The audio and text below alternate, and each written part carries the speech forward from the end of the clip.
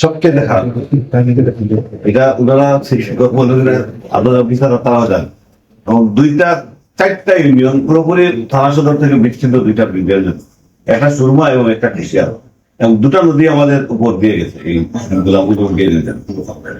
বেশি যে রাস্তাঘাটের অবস্থা খুবই খারাপ, কিছু বড় বড় একটা রাস্তা আছে আর মানে কিছু মেনটেনেন্স লাগবে আর কিছু নতুন রাস্তা লাগবে। আর 2টা ব্রিজের জন্য ভাই অন্তত একটা ব্রিজের একটু আমাকে ব্যবস্থা করেন। মানুষ প্রায় 1,00,000 মানুষ ভাই আসলে